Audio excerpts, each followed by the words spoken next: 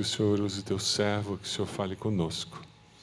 É a nossa oração em nome de Jesus. Amém. Amém. Deus te abençoe, querido. Amém. Estou ficando preocupado, né? Pastor Silvado, eu já disse isso, sempre foi uma inspiração para a gente. Hoje o pastor Paulo Mazzoni. E esses dias aqui eu fiquei fã do Tunala agora, parceiro. Né? Não tinha comprado teu livro, agora eu quero ler. Agora me interessei. Né? Se lançar um livro de moda de viola, né, pode... Eu fiquei fã do Rômulo, meu Deus do céu, não teria coragem de tirar foto com o cabelo daquela cor que ele tirou. Né? Eu estou ficando preocupado, estou com medo de estar virando batista mesmo. Né? O negócio está ficando... Não, mas para a gente é um privilégio, né? E estar ouvindo e inspirando. Eu falo assim, né? Quando eu comecei meu ministério era muito difícil. Primeiro pelas características, né? Eu brincando com o pastor Silvado, ele já pescou, né? Quando eu falei a piada, né, a brincadeira, ele falou, é característica de gente tímida. Eu falei, com certeza, a gente se escondia atrás da brincadeira, né? Era mais fácil do que revelar o coração, né? Antigamente a gente tinha o esporte e a piada, hoje só sobrou a piada. O esporte foi para o brejo, né? Quando Deus chamou... tem um monte de gente que hoje fala um monte de coisa. Eu falava para os meninos, né? Eu falei, cara, você não pode impedir os outros de falar bem de você. Agradeça, mas você não precisa acreditar. Você sabe quem você é. E cada vez que alguém fala da gente, eu só glorifico a Deus, porque eu sei que foi Ele na minha vida que fez toda a diferença. A história da minha vida, né? Como eu falei, eu fui criado dentro da igreja. Fui ter uma experiência com Deus de verdade na minha adolescência. Antes disso, um período eu ia pela fé dos meus pais. Chegou uma certa idade, já tinha falado que não ia mais na igreja. Eu falei para o meu pai, não vou mais na igreja. Meu pai falou assim, filho, não tem mais mesada no fim do mês, se eu não for na igreja. Eu falei, pai, estou sentindo de Deus que eu devo continuar aí na igreja.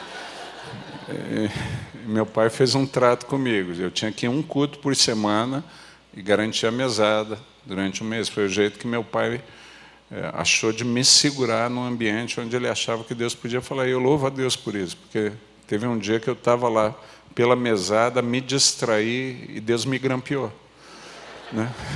O dia que eu me distraí no culto e comecei a prestar atenção na palavra, como assim se distrair? Porque a gente estava lá para aprontar, né, parceiro? Quem aqui foi criado em igreja? Né? Quem já esteve na Central de Curitiba aqui? Né? Tem aquela galeria lá em cima.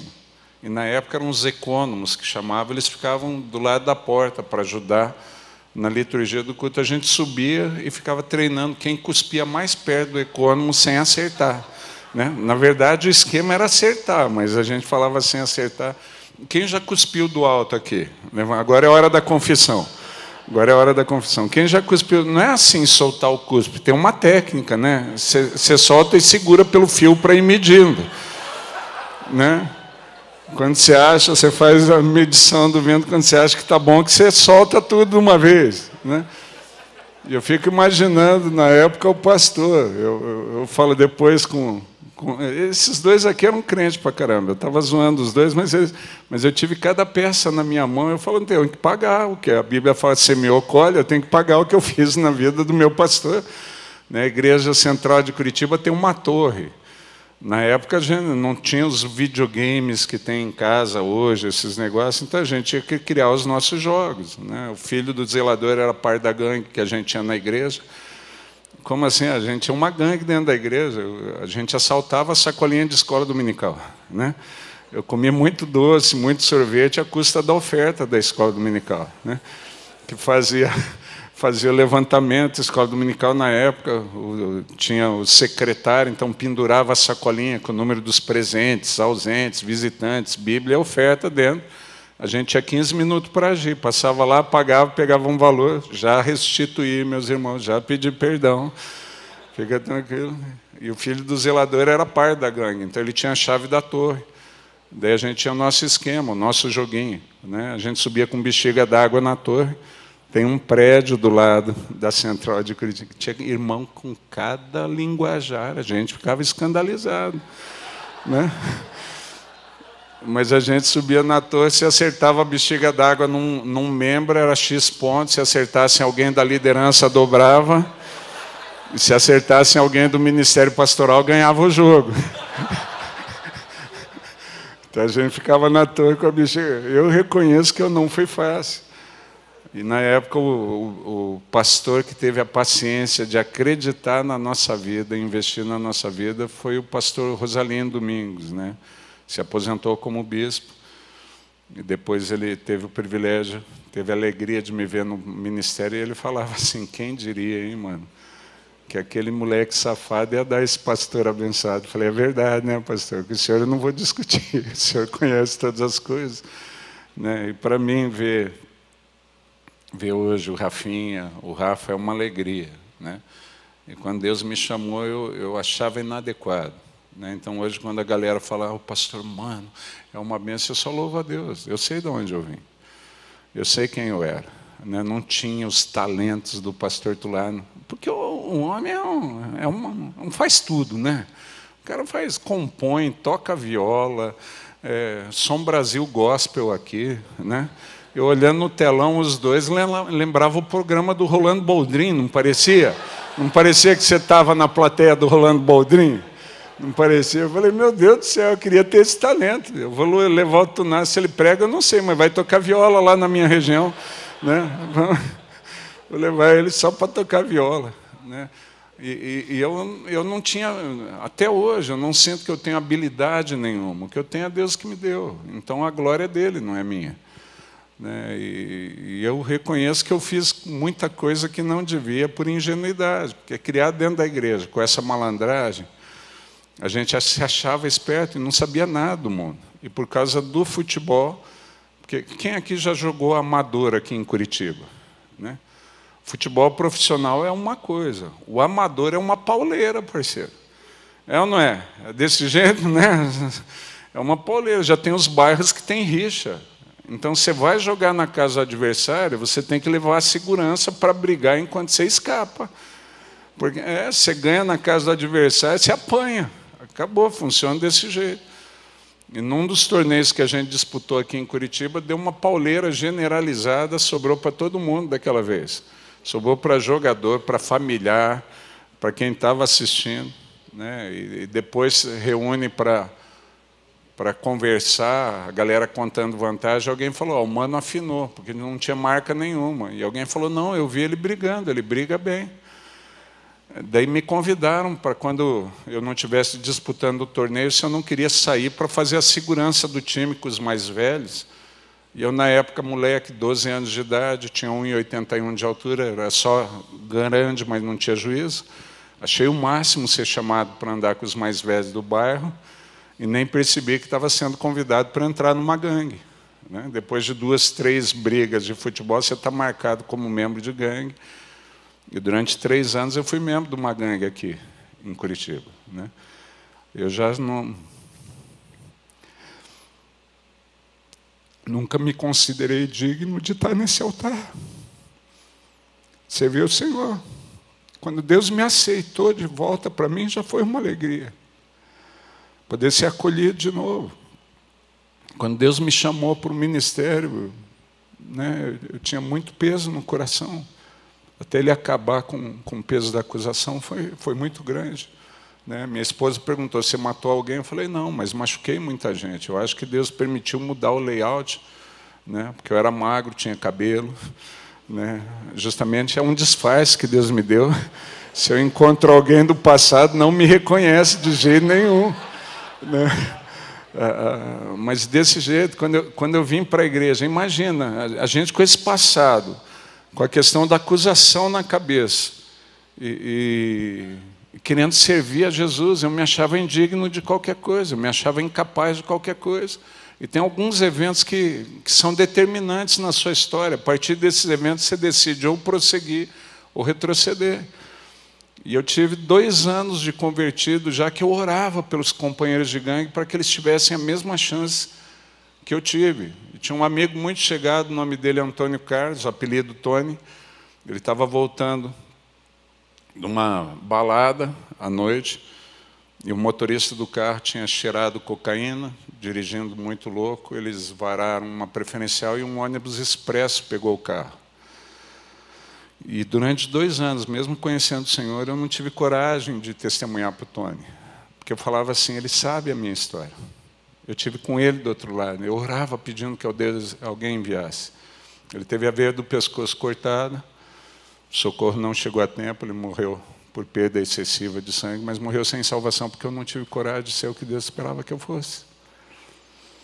E do lado do caixão do Tony, eu falei para Deus, eu falei, Senhor, se o Senhor me der uma segunda chance, eu nunca mais vou me acovardar. Eu não sei como vai ser, mas se o Senhor me der uma segunda chance de ser testemunha para o Senhor, né, eu nunca mais vou recusar. E toda a minha história a partir daí, né, o que muita gente chama de ousadia, não tem nada a ver com ousadia. Tem a ver com a clareza da voz de Deus, de entender aquilo que Deus chamou. E eu tenho falado que a minha vida, a partir dali, é configurada por 2 coisas. Eu não acho que eu sou bom pregador. Não sei pregar. Eu não acho que eu sou bom nem de stand-up bíblico. A gente se esforça, mas... né? Se tem 2 coisas que eu falaria assim, que caracterizam o meu ministério, é 2 coisas. Eu confio em Deus, acabou. Se Deus falou, eu não duvido. Né? Por mais que eu não... Porque vamos falar a verdade, você escolheria, sabendo que você sabe a seu respeito, sabendo, né? Antigamente falava assim, de como seria o juízo final. Né? Que a gente vai estar numa sala e vai passar toda a nossa vida lá. Eu falava, Deus, eu vou passar uma vergonha louca se for assim. E tem umas partes que são censuradas, não dá para o Senhor dar uma aliviada. E alguém falou, não, que o sangue de Jesus leva os nossos pecados para o mar do esquecimento. Eu prefiro essa versão, eu prefiro essa segunda parte. Né? Porque eu sei o que eu fiz. Né? E vamos falar a verdade, você sabendo que você sabe a seu respeito, né? Você acreditaria em alguém como você para edificar esse reino tão nobre, fazer essa tarefa? Você acreditaria em você? Vamos falar a verdade. Aqui vocês são batistas, são quase perfeitos, mas quantos conhecem um metodista? Né? Quantos conhecem uma outra pessoa que você fala não vale nada? Né? Eu já tenho brincado, para mim, teve um cântico que nasceu no coração de Deus. Um grupo evangélico não teve coragem de gravar, por isso Deus precisou levantar um grupo secular para gravar. É aquele cântico que fala assim, você não vale nada, mas eu gosto de você. Né? Porque essa é a verdade da coisa. Na verdade, a gente sabe que a gente não vale nada, mas Deus resolveu investir pesado na nossa vida. Deus resolveu acreditar. Daí, quando eu tive consciência disso, que Deus resolveu acreditar na minha vida, eu vou duvidar de Deus. Né? Então, o meu ministério primeiro foi marcado por isso. Deus sabe o que Ele faz. Deus chamou, então, muito tempo para subir, para pregar. Eu falava, Deus, unge aí. Porque se o Senhor não ungir, vai ter 2 problemas. Eu vou falar bobagem, o povo vai ouvir bobagem. Então, né? E eu subia na confiança que Deus ia abençoar. E o povo já falou, nossa, aquela palavra que o Senhor deu, marcou a minha vida. E falava, e eu não lembro de ter falado isso. Pelo menos não, Deus mudou no ouvido do cara. Né? A gente já passou várias experiências assim. Né? Como o Rafinha falou, eu não prego espanhol, não falo inglês. Eu rodei o mundo todo pregando. Né, e situação que a gente não imagina. Estava pregando na cidade do México, num evento, com várias pessoas. O tradutor era um brasileiro que tinha mudado para lá, professor da USP, teve um problema de saúde, me disse, mudou para lá, que a mãe era mexicana, não sabia qual era o problema. No último culto, o ápice do evento, a gente finalizando, de repente, para a tradução. Né? E eu olhando, o povo começou a vir para o altar e ajoelhar, não entendi nada. Eu falei, nem fiz o apelo. Né? Quando eu olhei, o tradutor tinha caído na unção. Eu falei, agora ficou uma várzea esse troço. Né? Tempo depois ele entrou em contato comigo, ele falou, pastor, eu não disse para o senhor qual era o meu problema, eu fui diagnosticado como esquizofrênico. E desde aquele dia, a minha vida voltou a ser normal, voltou a ser normal. Né? Já fazem 2 meses que eu não tomo medicamento. Deus me curou. Traduzindo, Senhor, quem é que vai prever isso? Né? Eu estava no outro dia pregando na Inglaterra para um grupo. no meio do sermão, o tradutor começou a brigar comigo. Eu não entendi, foi nada. Ele brigando em inglês, eu falei, dá para o senhor brigar pelo menos em português, para eu entender do que eu estou sendo xingado? Ele falou, o senhor me chamou para ser o tradutor, o senhor não me disse que sabia pregar em inglês? Eu falei, eu não sei. Ele falou, como não sabe? O senhor está falando inglês? Eu falei, estou falando inglês nada, maluco. Cheirou o que antes de vir para o culto? Né? Ele falou, estou falando em português aqui, nada, o senhor está falando inglês. Daí ele perguntou em inglês para o povo, vocês estão entendendo? Todo mundo, yes, yes. Eu falei, isso eu entendi. Né? Eu não sabia explicar. Eu falei, mas está funcionando. Então a gente já viu isso, falando na minha língua, Atos 2. Deus faz o povo ouvindo. Né? Ah, porque o bispo manda é alguma coisa? Não, eu só me dispus. Eu acreditei nele. Ele acreditou em mim. Eu só acreditei nele. Deus tem te chamado para ser testemunha. Você não precisa acreditar no seu potencial. Ele acredita. O que você precisa é acreditar nele. Outra coisa que marcou a minha história, alguém que acredita em mim tão forte assim, eu amo esse cara. Eu amo. E o meu amor a ele definiu a minha vida. Né? O amor que eu tenho à pessoa dele definiu quem eu sou. Muita coisa é fruto disso. Né? Não tem a ver, um monte de coisa. A história da oração era desespero, não é que a gente acha que aquele cara consagrado, não, eu não sabia fazer, então eu tinha que passar em oração até ouvir Deus. Fala, Deus, se o senhor não falar, eu estou lascado, eu não sei o que fazer. Se o senhor não abençoar, eu estou lascado, eu não sei o que fazer. Né? Ninguém me dava atenção, a gente não sabia o que fazer. Teve uma época que eu fiquei tão desesperado, eu já prometi para esse cara, que eu só vou revelar o nome dele depois que ele morrer, espero que seja antes que eu, senão... Porque quando eu comecei, você está iniciando, você tem sede, você tem desejo, precisa que alguém te ensine, mas ninguém investe em você, ninguém dá atenção. Tinha um amigo que falava isso, mano, quando você é pastor de igreja pequena, nem deixa sentar na roda, eles deixam você sentar, quanto mais participar da conversa. Né? Depois a sua igreja cresceu um pouco, eles deixam você sentar na roda, mas não dá palpite, só responde o que eles perguntam. Passou de 1000 membros na época, deles pagam hotel, pagam... Né? No caso, pagaram para mim, mas por outros motivos, eu sei que não é por isso. Né? Daí, na época, eu liguei para um cara desse, eu queria crescer, queria que ele me ajudasse a entender essa dinâmica de ouvir a voz de Deus, de como se move. Eu liguei para ele e falei, cara, você vem pregar em igreja pequena? Eu sou pastor de uma igreja pequena aqui no interior do Paraná. Não, vou sim. Você tem essa data? Ele olhou e falou, não, eu tenho. Eu falei, quanto fica para trazer você? Ele falou, despesa de viagem mais oferta. Né? Eu falei, oferta é quanto? Não, quanto vocês puderem dar. Eu falei, mas mais ou menos qual que é o padrão da oferta que dão para você? O cara falou assim, tanto. Eu falei, então o senhor pode passar uma conta, a gente vai depositar esse valor na sua conta, o senhor marca tal data. Ele falou, tudo bem, em que cidade que eu vou? Eu falei, não, eu que vou aí, eu estou pagando para ter um dia da sua atenção. Ele falou, não, mas eu falei, não, se eu não fizer isso, o senhor nunca vai me dar atenção, e eu tenho sede de crescer. Eu tenho sede de crescer. Eu cheguei lá, ele ficou sem graça, ele falou, não, nunca fizeram isso comigo. Eu falei, eu não sei se os outros têm sede, eu tenho, se eu não fizesse isso, senhor, então esse dia o senhor vai poder ouvir meus questionamentos e me responder. Hoje esse cara é amigo. Ele falou, mano, nunca nenhum outro maluco fez isso comigo. Eu falei, eu não duvido. Né? Então muita coisa que a gente fez era fruto da nossa sede e da nossa paixão por Deus. O nosso desespero. Né? De eu ver uma multidão de pessoas perdidas, indo para o inferno, e imaginar que entre elas podia estar alguém como Tony.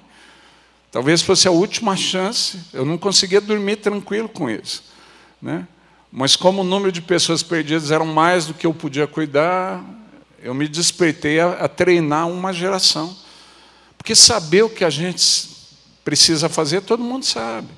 Sabe ou não sabe? Quantos aqui já sabem que Deus espera que você seja testemunha? Levanta a mão, graças a Deus todo mundo, glória a Deus, aleluia. Né? Quantos aqui sabem que os 2 maiores mandamentos é amarás o Senhor teu Deus, né, sobre todas as coisas, é o próximo como a ti mesmo? Quantos sabem disso? Levanta a mão, graças a Deus todo mundo, glória a Deus. Batista nessa área de Bíblia é fera pra caramba. Né? Quantos aqui já sabem aquilo que o intérprete da lei que foi provar Jesus descobriu? né, que é só fazer isso e a gente vai viver. Não adianta conhecer, tem que praticar.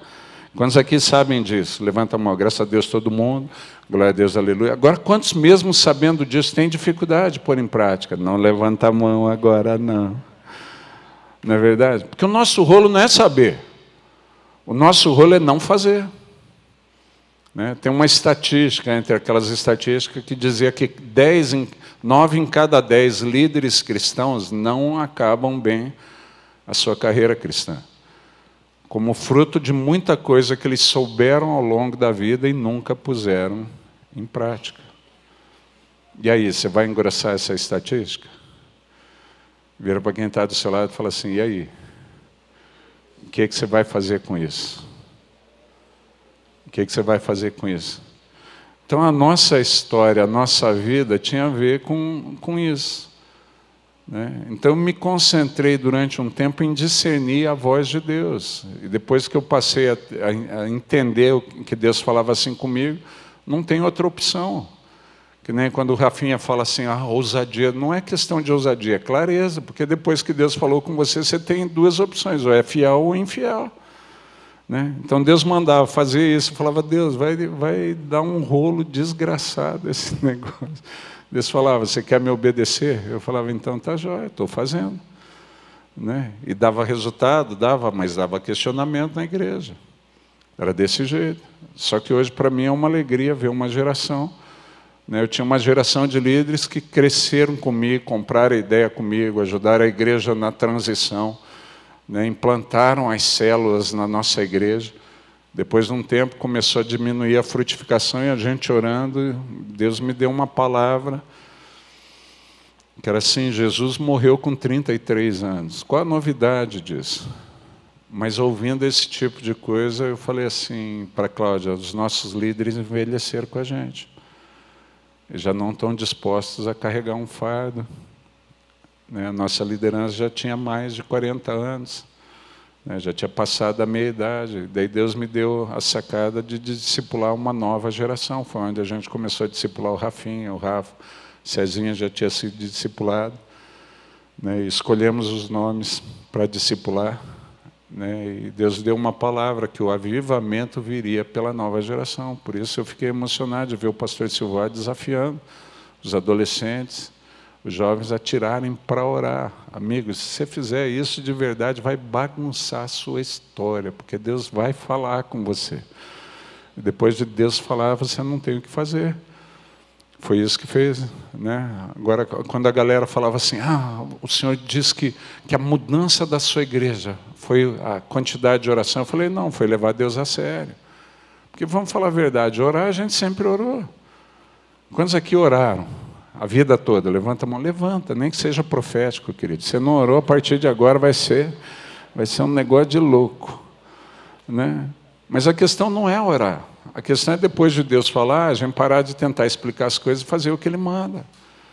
Quando a gente resolveu fazer isso, levar Deus a sério, começar a pôr em prática, é fácil, não é? Né? Porque você vai ter que alterar muita coisa da maneira como você lida com as situações. E para a gente não foi fácil, mas fez muita diferença. Né? E para mim até hoje, quando Deus me falou, né? Eu tinha sido pastor em outras igrejas, quando eu fui para Mandaguari eu falei, Deus, aqui eu gostaria de ter a oportunidade de colher o fruto.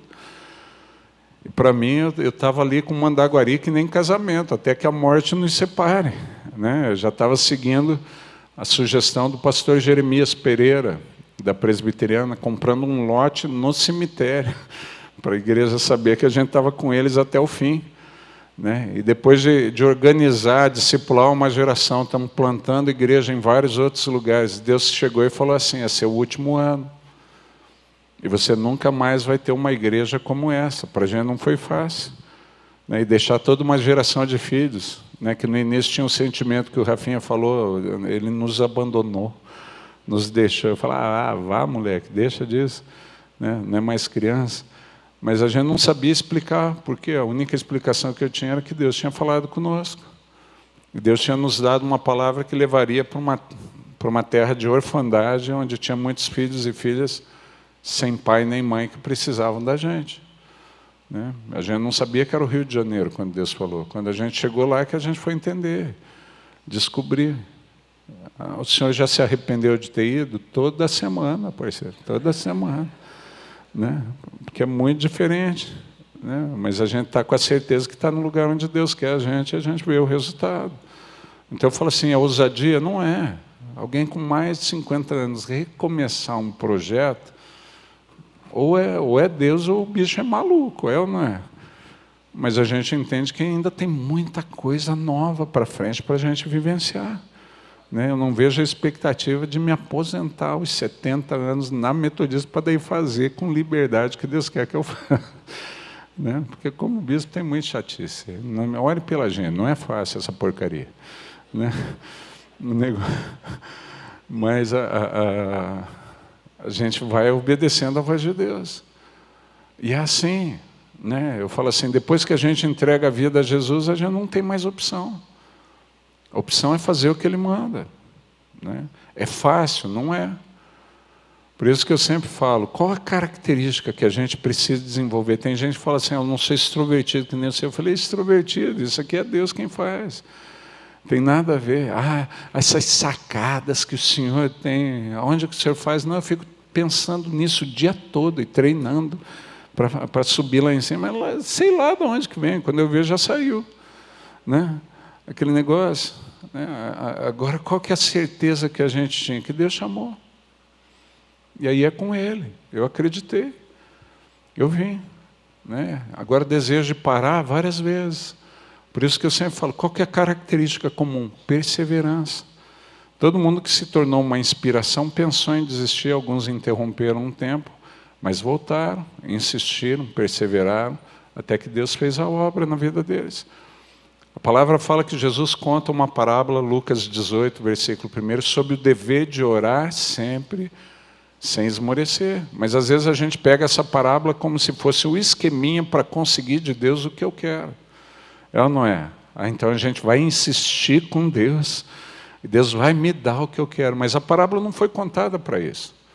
Porque você não precisa convencer Deus a te abençoar. Ele é galardoador, faz parte da natureza de Deus. Agora, o que Deus está... Você precisa ser convencido, convencida a não desanimar, a não desistir, não deixar de acreditar. Por isso que a parábola é sobre o dever de orar sempre, sem desanimar. E no fim da parábola, Jesus faz a pergunta, versículo 7, não fará Deus justiça aos seus escolhidos, que clamam a Ele dia e noite, embora pareça demorado em defendê-los? Porque vamos falar a verdade, sempre parece que Deus está demorando demais para responder às nossas orações. Parece ou não parece? Quantos conhecem alguém? Porque o tempo de Deus e o nosso é diferente. Né? O nosso Deus é eterno. E Ele constrói o reino dele baseado em valores eternos. Eu já ouvi várias vezes gente falando, Deus tem pressa. Como que um ser eterno vai ter pressa, parceiro? Quem tem que ter pressa é a gente. Quem está passando é você. Vira para quem está do seu lado e fala, ó, dá uma olhada na carcaça, como já envelheceu. Né? Quem está passando é a gente. E às vezes a gente não entende isso. Né? E meu tempo está chegando no fim, eu vou tentar acabar na hora. Então eu quero contar duas coisas aqui. Né? Duas coisas que me definiram. Eu falo, tem experiência para mim. 1 Crônicas, capítulo 13. Não lembro se é o versículo 13 ou 14, a história de Obed-Edom. Né? Obed-Edom era um dos serventes. Mas está lá Davi, na empolgação, resolve trazer a arca para a cidade, falando que durante o período de Saul, eles não se valeram da arca. E no transporte da arca, na ansiedade, Davi esquece as orientações que Deus havia dado e Uzá morre por causa disso. E por causa da morte de Uzá, Davi fica meio chateado e resolve guardar a arca na casa de Obed-Edom. Eu fico imaginando, você receber a visita do pastor Silvado na sua casa sem esperar. Já pensou? Deve ser algo muito importante, é ou não é? Porque o pastor Silvado não é muito de visitar. Não diz amém não, meu irmão. Diz amém não. Né? Silvado não é muito de visitar. Nunca foi na minha casa. Para mim seria um prazer receber ele. Mas ele chega sem avisar. Isso não é característica de curitibano. né? Então o Silvado falou, desculpa aparecer. Não, pastor, fica à vontade, pode entrar. Imagina, né, Obed-Edom com Davi, não o rei. Entra aqui, ele falou, rapidinho, Obed-Edom, eu só queria pedir um favor, o que o senhor precisar, rei. Não, sabe o que é? Eu estava transportando a arca e um morreu no transporte, então eu quero deixar a arca aqui na sua casa. Imagina a situação do cara, né? O rei vai embora, larga a arca. Para mim, Obed-Edom reúne a mulher e fala assim, mulher, controla os meninos, eles são arteiros, se eles treparem nessa arca, vai ser a última vez que a gente vai ver a molecada. Né? Então, aquilo que parecia algo extraordinário, no início é motivo de preocupação. A Bíblia fala que Deus abençoa, prospera a casa de Obed-Edom por causa da arca. Então, eu fico imaginando, aquilo que era preocupação se transforma em tranquilidade, tranquilidade se transforma em bênção, e a bênção é tão grande que chama atenção, sem o WhatsApp, sem rede social, sem Facebook, chama atenção, chega aos ouvidos de Davi, Davi manda buscar a arca e leva a arca embora. E eu fico imaginando, depois que levou a arca embora, a reação de Obed-Edom. Né? Está lá. Porque quando o cara fica meio chateado, ele fica quieto. É desse jeito ou não é? Quando são casados, é desse jeito que seu marido reage. E daí a mulher fica preocupada, porque o marido está quieto, e a mulher reage de maneira diferente. O homem quer ficar quieto para pensar, e a mulher quer falar para desestressar. É desse jeito ou não? Daí a mulher quer falar com o homem. Bem, o que está acontecendo? Qual que é a resposta? Nada, eu não sei nem porque elas perguntam, já sabe o que a gente vai responder. O que está acontecendo? Nada, meu amor. Não, está acontecendo alguma coisa, você não é assim? Você não é desse jeito? É lá na igreja? Né? No caso de Obed-Edom, é aí com a plantação? Com a criação? Não, bem. A gente nunca teve. Então são os meninos andaram te desrespeitando? Não, os meninos nunca foram obedientes. Então o que está acontecendo? Eu já falei que nada, mulher. É ou não é? Vocês conhecem uma casa onde é desse jeito? Daí elas apelam. Elas apelam. Daí fala, você não confia em mim, é por isso que você não quer contar. Ou o problema comigo, sou eu. Daí você fala, não, tudo bem, vou falar. É desse, não na sua casa, mas quando você conhece uma casa que é assim? É desse jeito. Eu fico imaginando a mulher de Obed-Edom. O rolo sou eu. Fala, não, mulher, então deixa eu falar, eu estou sentindo falta da arca. Mas o rei levou, ele falou, eu sei. Porque daí elas dão uma solução óbvia, não é? A gente fala, por que apurrinhou tanto para falar isso? Né? Porque daí elas falam o óbvio. Mas o rei levou. Quando eu pergunto para minha esposa, a chave do carro, onde que está? Ela fala, não está aí no chaveiro. Eu falo, se tivesse, você acha que eu estava perguntando? Né? Mas daí fala, mas o rei levou. Ele falou, eu sei, mas o que você quer fazer? Não sei. Não sei. Mas o que eu sei é o seguinte, eu não consigo mais viver longe dessa presença. Daí a mulher fala assim, vai e vê com o rei o que você pode fazer. E depois de um tempo, Obed-Edom volta, feliz da vida, e fala, eu consegui, mulher. Ele falou, conseguiu o quê? Eu vou ser porteiro da tenda onde a arca vai parar. Eu vou viver minha vida toda diante dessa presença. Ele fala, bem, e as nossas coisas? Ele falou, dá para quem valoriza, porque eu já conheci o Senhor. Eu já conheci Deus. Eu não consigo mais ter muito de outras coisas e menos dele. Foi isso que definiu a minha vida, cara. Eu conheci Deus, o que acreditou em mim. Depois disso, eu não conseguia mais ter um emprego de sucesso. Não conseguia, sabendo que ele suspirava por uma geração. Né? O segundo texto, a segunda história que eu queria contar é a história de Davi com os valentes, que eu nunca entendi, segundo Samuel, versículo 23, quando fala de um grupo de valentes de Davi, que ouve Davi suspirando pela água do poço de Belém. E aqueles 3 malucos invadem o arraial do inimigo que estava em... Eu falava, Deus, o Senhor põe... O que já dá de louco na religião? O Senhor põe uma história dessa, 3 caras arriscando a vida por um copo d'água. É um troço absurdo. Porque eu não entendia. Depois de um tempo eu entendi. Quando Davi entrou na história desses caras, 1 Samuel 22, eles eram conhecidos como endividados, amargurados de espírito, gente sem esperança e sem futuro. Ninguém lembra deles assim hoje. Nós lembramos deles como os valentes de Davi. Mas o que fez desses homens desanimados, sem perspectiva de futuro, os valentes? O investimento de Davi na vida deles. Para aqueles homens tinha sentido arriscar a vida por Davi. Porque Davi mudou a história deles. Então, quando Davi suspirou, Davi nunca esperou que eles fossem buscar a água. Davi só suspirou. Quando Davi suspirou pela água, os 3 foram lá e pegaram a água e trouxeram para Davi. Eu ouço o suspiro do coração de Deus. Você não consegue ouvir? Todos os dias Ele continua insistindo por trabalhadores, porque a seara é grande. Trabalhadores são poucos. Você não consegue ouvir? Você consegue ouvir o clamor do coração de Deus? Vira para quem está do seu lado e fala assim: você consegue ouvir? Você consegue imaginar a cena de Jesus chorando sobre Jerusalém, hoje Jesus chorando sobre Curitiba, chorando pelo Bacaxiri, chorando pelo Uberaba, chorando pelos bairros onde vocês vão chegar com outros campos? Você consegue perceber isso? Foi isso que a gente desafiou a molecada a fazer em Mandaguari. Trouxe 57 cidades.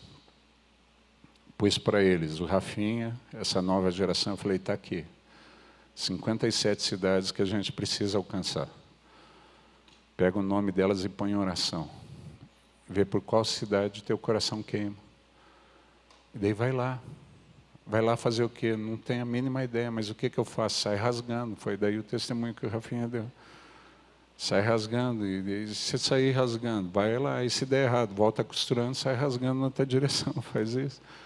E eles fizeram isso, sem muita experiência. Depois a gente aprendeu as melhores práticas, o que dá certo. Mas em 1 ano e meio, movido só de paixão pelo Senhor, abrimos em 33 lugares, e 1.400 pessoas estavam sendo tocadas por uma geração de maluco que amava Jesus e acreditou nele. Saímos do 0 para 1.400 pessoas em 1 ano e meio. Uma piazada, como a gente diz aqui no Sul, na qual a gente não acreditava. Né? Porque se a gente for olhar o grupo de Jesus, talvez nunca frequentaria aquela igreja, porque a média de idade dos discípulos de Jesus eram 27 anos de idade. João, quando começou a andar, era um adolescente, 17 para 18 anos de idade, quando Jesus encerrou o menino. Daí você começa a entender aquela história de recostar a cabeça no peito, é coisa de adolescente. Porque você imagina um homem mais velho, Pedro, 30 anos, encostando a cabeça no peito de Jesus, você já imagina que é coisa de boiola. Não é? Agora, adolescente é normal. Daí você começa a entender algumas coisas. Né? João, discípulo amado, bobagem. Não é verdade?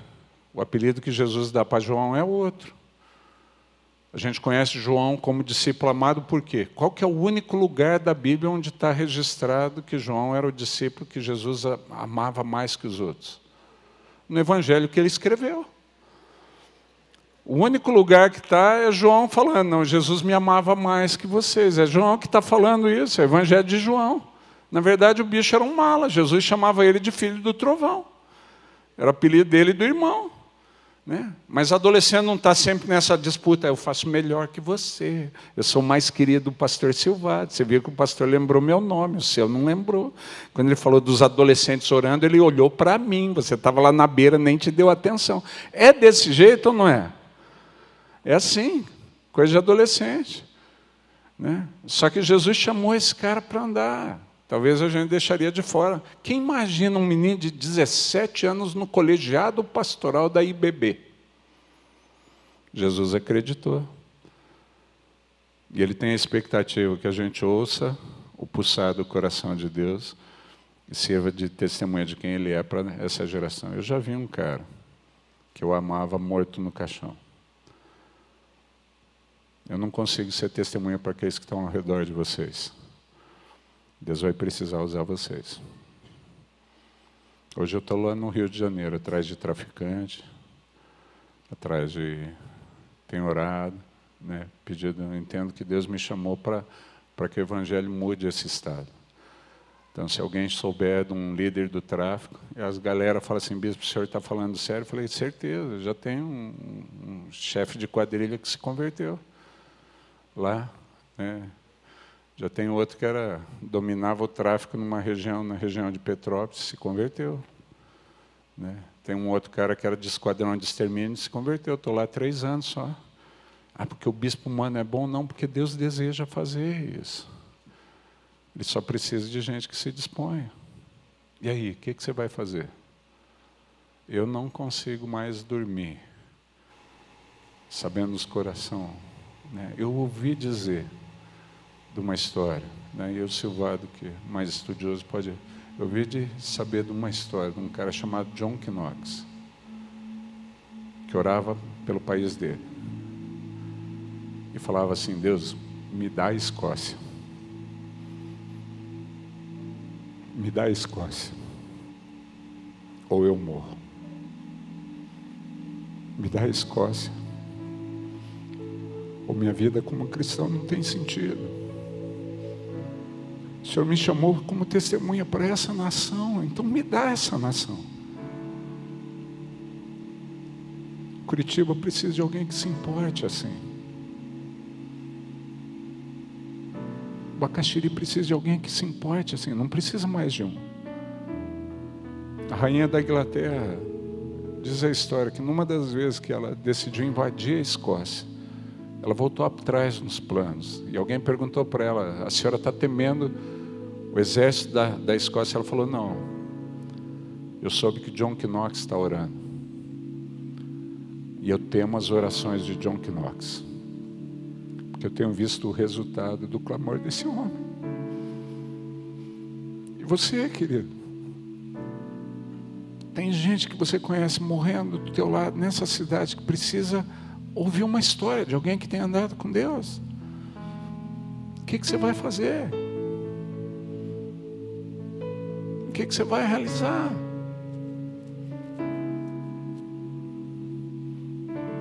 Faz 40 anos que eu não consigo mais dormir tranquilo, ouvindo o pulsar do coração de Deus. Não tenho talento, não tenho habilidade do pastor Tunala, tenho uma paixão por ele, tornar o nome dele conhecido. E essa paixão definiu a minha vida. Quantos acham que ele vale a pena? Querem se comprometer em sair. A gente vai aprendendo fazendo, querido. A gente vai adquirindo experiência fazendo. Deus vai falar o que fazer. Deus vai dizer o que fazer. Deus vai dizer como tocar. Última história. Já estourei meu tempo. Já que eu estourei mesmo, vai ser por muito, né? Porque estourar por 1 minuto não vale a pena, né? Eu falava, atendi um menino lá em Mandaguari, um adolescente, orando pela família. Teve a maior decepção dele. Descobriu algumas histórias a respeito da mãe, da irmã dele, ficou decepcionado. Fui conversar, ele falou: pastor, eu não sabia. Eu falei: o que mudou, cara? O que mudou? Ele falou: como assim, pastor? Eu falei: você não sabia que sua mãe e sua irmã eram pecadoras? Ele falou: eu sabia. Eu falei: então o que mudou? Porque você descobriu alguns pecados específicos? Você não sabia que elas precisavam da graça de Deus? Não, eu sabia. Então, o que mudou? Falei: cara, deixa eu te falar um negócio. Você continua, mesmo depois de saber disso. Eu sei que para você, como filho, é uma decepção, mas você continua, mesmo depois de saber disso. Você continua disposto a pagar o preço pela vida delas em oração? Para que o Espírito convença. Porque é Ele quem convence, não é, gente? Para que Deus faça a obra, para que um dia o teu testemunho encontre acolhida, encontre no coração delas. Você está disposto a ir até onde? Pela sua mãe, pela sua irmã? Falou: até onde for preciso, pastor. Eu falei: é o que Deus precisa, cara. Porque se sua mãe e sua irmã vão ser convertidas, eu não sei, elas têm opção. Mas se você desistir, elas não têm. A chance que elas têm de transformação é a tua disposição de pagar o preço em oração, independente do que você souber. A chance dessa cidade não está na eleição de políticos, não está. A chance dessa cidade está em você. Aquele que se chama pelo nome de Deus. Aquele que se chama povo de Deus. Vira para quem está do seu lado e fala assim: a chance de Curitiba está em você.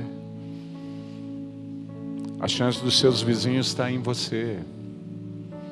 A chance dos seus amigos que você ama está em você não se acovardar. Eu não consigo ressuscitar o Tony. Trazer o Tony de volta. Mas eu vejo no Rafinha no altar transformado o Tony. Eu vejo no Cezinha pregando e ministrando para multidões, salvando uma geração, o Tony. Eu louvo a Deus e falo, muito obrigado, o Senhor me deu uma segunda chance. Não interessa quantas vezes você refugou, interessa que nessa noite eu posso orar mais uma vez. Deus te dá uma segunda chance. Quantos querem se comprometer em ser a testemunha que Deus espera? Então se coloque em pé, deixa eu orar por você. Só se coloque em pé se você deseja realmente assumir esse compromisso, falando com Deus, não vou me acovardar.